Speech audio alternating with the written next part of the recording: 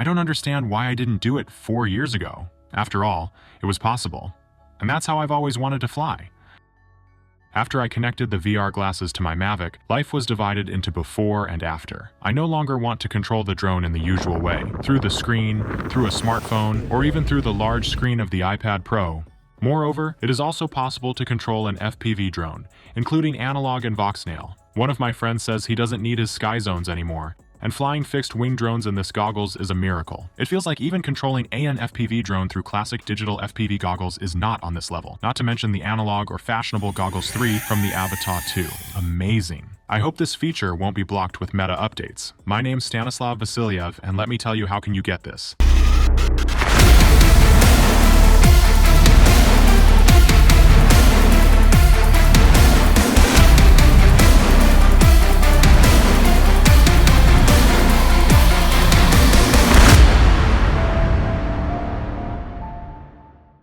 In general, I finally found a working way to connect standalone VR glasses to DJI drones and not only to DJI.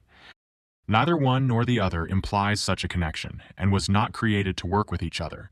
The setup is completely abnormal, and at the time of recording this video, I did not find any mention that at least someone else knows that this is possible. A few weeks ago, the very first reviews started appearing showing that you can connect a PC, a PS5, or Steam Deck in the same way, but it seems that this is because my reels broke up a month and a half ago, and few enthusiasts watched it. I'm terribly surprised that no one has come up with this before. And do you remember this viral video with Apple Vision Pro where they tried to control a drone through them? The transmission was choppy, slow, and it was almost impossible to fly in those goggles. It makes sense because there were so many additional layers added to the encoding of the video signal. I was wondering that the delay wasn't even worse. In my setup with Quest 3, everything is just fine, and I have already shot several dozen hours of video flying in VR goggles. The delay is minimal, the picture is gorgeous, the screen is huge, it's just monstrously big.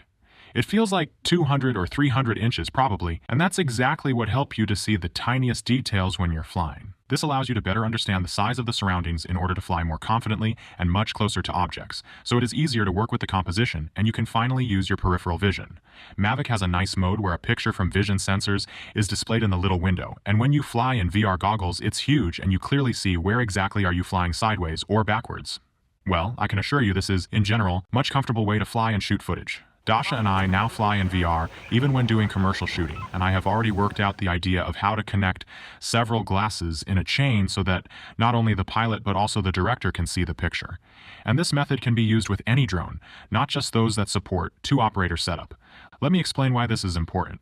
It's just that, since the advent of drones, pilots have been looking for ways to make the screen bigger so that they can better see where they are flying and what are they filming. The bigger the screen, the easier it is to fly.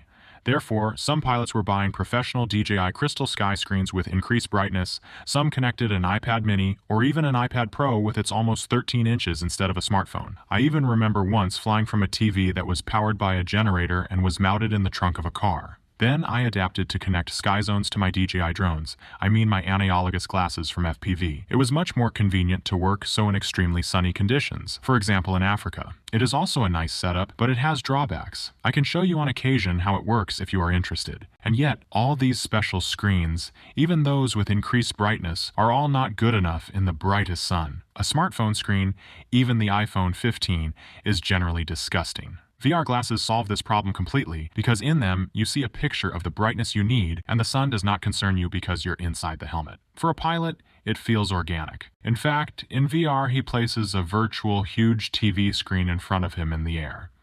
It can be moved, you can change its size. You can get closer to the screen to get a better look at the nuances, or you can move away if you need to focus on the overall picture. In VR goggles you can fly both on the nature or sitting in a vehicle. Right on the go. For example, in Iceland I shot such a super Jeep when it was driving off-road. Of course, in this case, it can be very seasick, because the car shakes mercilessly on the off-road. I think only the extensive experience of FPV flights allowed me to complete the shooting. But on a ship, on a boat, in a hovercraft flying over the frozen lake, you can fly your drone easily. On glasses that support MR, that is, mixed reality, for example on Quest 3, you will be able to see the world around you and interact with it. That is, with such glasses, you do not become a blind kitten, locked in the dark like a pilot of an FPV drone in FPV goggles. You continue to see and interact with what is around you. There's just like a huge TV hanging in front of you, that's all. You can take off from your palm, land on your hand, change batteries, change ND filters. Well, that is, you continue to see literally with your own eyes. I man, of course, with your goggles cameras. I'm looking forward to the day when these cameras will surpass our eyes in quality, and helmets will be much smaller, so you can wear them all the day long. And if you fly on a fixed-wing drone, you can brew some coffee, you can eat something, you can read websites in the next window, watch YouTube, chat in a messenger. No one bothers to hang the second, third, and fourth virtual display next to each other and put something interesting or necessary on them. At least references, at least maps, at least something to kill time while doing a long flight. Okay, that's the lyrics. And before recording this video, I checked that this works on the most popular standalone VR glasses. That is, on Quest 3 and Pico 4. I think this will work without any problems on older Quest 2 and other glasses running Android, where there is a USB input and the ability to install an APK. Let's show you how to connect and configure everything. I will continue to update the list of hardware and software that I tested with my goggles in the description of this video. First of all, you need VR glasses that support the installation of third-party APKs. This immediately makes all PC VR and Apple Vision Pro incompatible. To my great regret, I would buy Vision Pro right away if it supports drone piloting like Quest 3 does. Secondly, you need a video capture card and preferably with 1080 60p support. Finally, and most importantly, you need a drone remote with working HDMI output to connect it to the video capture card. Or, if you want to fly an analog drone like this, you need a receiver with either an HDMI output or a receiver with a USB output that can throw signal using UVC protocol there, for example, like this. Then, the video capture card is not needed, it replaces it for itself. With Flying Voxnail, you need a VR-X with an HDMI output. And if you don't want to fly, but to play Steam Deck on a giant virtual screen, or a Legion Go, or a Ayaneo Air 1S like mine, then you can use an USB-C to HDMI cable for it. Okay, back to the drones. I fly using the DJI RC Pro remote control. It has a mini HDMI output here, and all drones compatible with this RC can now work with my VR glasses. It's all the DJI Mavic 3 series, Mini 3, and even the old DJI Air 2S. Also, it will work on any other drones where there is an HDMI output on the remote. That is, these are Matrices, DJI Agrassis, and Inspire 2, and Inspire 3 from DJI. These are Autel drones and many others. I've already told you about FPV too. I know that there is at least a way to connect drones with the consumer-grade gray remote control, such as the Mini 4. You'll need a special USB to HDMI adapter for this. I ordered one on AliExpress, but apparently not the right one, or I didn't take something into account. At the time of recording this video, I had not figured out how to do this yet. But there is definitely a way YouTube can help you. Search for HDMI output on Mini 4. And yes, depending on your setup, you may need an HDMI cable that will fit both your remote and your video capture card. I tested few cheap capture cards bought on occasion on a marketplace. I also tested expensive cards like Elgato 4K-X and HD60X, and I still like the latter in terms of delay time more than the more expensive and most advanced. In terms of picture quality, it is much better than cheap capture cards from the marketplace, including Ugreen. The signal delay depends on your video capture card, first of all. The quality of the image you see will also depend on it. For example, on this cheap USB capture card, the picture will look as if it has been overcompressed, with noticeable artifacts. You still can fly without any problems, but for me personally, it's more important to have the best picture. Worse, this board cannot output a full HD 1080p image at 60 frames per second to the glasses, although it can receive it from the source, but it can't output it. You have to reduce the resolution to 720p, and you will lose fine details. This capture card is more expensive. It can even accept 4K and output 1080 at 60 frames per second, which turns out to be the budget optimal option. The quality is also slightly better, but it does not reach the Elgato. Let's move on. This is the most important point. You need to install the USB camera application on the glasses. The app is quite well known and popular. It is on Google Play, it is in APK Pure and other repositories. There are other apps. Some of them work, others refuse and are buggy. You can try them all and find which fits you better. I continue to test various other apps. Maybe something more interesting will come across. I won't tell you how to install the APK because a lot depends on your VR glasses. For example, on Quest 3, you will need to get the developer mode, do a lot of special steps. And this is not the easiest way, if you don't know how to goggle it. I know there are people who are ready to help you with this. There are forums, channels in the Telegram, groups on Facebook, etc. Read the 4PDA forum about the Quest unlocking. Everything you want to know is there. On Pico 4 VR glasses, you can install the APK directly from the browser, and everything is much easier there. But on Pico, you will not be able to work in mixed reality mode. That is, in the coolest one. Therefore, for the time being, I would prefer Quest 3 for flights. After installing the USB camera application, connect the video capture card to the glasses, just into the only USB port of the glasses. You will need to allow the application to access the device, and you will receive a separate request for this. Keep in mind that the glasses will feed the video capture board, and even work with the video stream, so they will consume more energy and their battery will not last for a long time. Therefore, I fly using a USB-C hub, which allows me to supply power to the glasses and connect the capture card at the same time.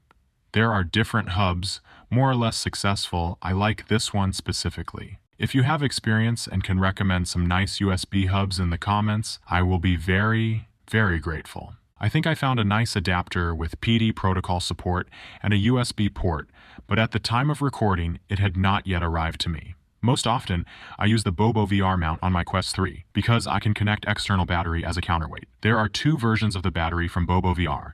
The glasses are discharging with the first one, but at least they do it much more slowly.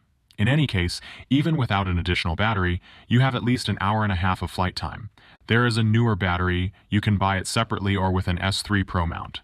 With this battery, the glasses do not discharge during the flight, and you get a good balance of weight on your head. If it is necessary that the glasses not only do not discharge, but also charge, connect a good power bank with a cable with support for at least 20 watts of power delivery, for example, such as Xiaomi. Accordingly, the USB hub must support power delivery. Mine can do it. Finally, if the application sees the capture card and everything is working normally, then the next step is connecting to the remote control. In the output settings on the remote, be sure to set the output resolution to 1080p and preferably 60 frames per second if your video capture card supports it. You do not need to set the resolution higher, for example to 4K, because the drone does not transmit the picture in this quality, and the resolution of the glasses will not allow you to see 4K anyway. The number of frames per second is critical. If you set them to 30, then delays will increase, firstly, and secondly, the video feed will be choppy during the flight. Therefore, 60 and only 60 frames per second. In the application settings, select the codec, resolution, and frame rate. It depends on your video capture card and its capabilities. Normally, the USB capture app sets the appropriate settings itself, but double-check this. The main thing here is to make sure that the resolution is correct. And yes, at the time of recording this video, there was no native version of the USB camera for VR helmets, so the program starts in vertical mode. Some video capture cards may not work in this mode. Therefore, stretch the image to the maximum using your controller. This is equivalent to a resolution of 1920 by 1080 pixels. Starting with the V67 firmware on Quest 3, you can conveniently work with the program in a small window mode. Finally, there are also non-obvious problems. For example, in Quest 3 goggles, if you turn off the microphone in the main panel, the USB capture app will get no access to the video from the capture card either. I once almost melted my brain until I realized what went wrong. At the time of the flight, you can record video with your goggles, for some purposes of your own, as I did in order to prepare this review for you. In theory, the USB capture app can also record video, but then you don't get the environment. You can also move the screen to the side, you can reset Windows position. If you want to fly in a moving car or on a boat, you will need to activate the flight mode on your goggles. This is when Quest 3 sticks windows to objects surrounding you, and this eliminates bugs with floating windows. But at the same time, visual glitches are sometimes possible. Be careful with this mode. It is convenient to place your VR controller on your right hand during flights. You won't need the left controller, and the right one you may need to reset the position or move the screen.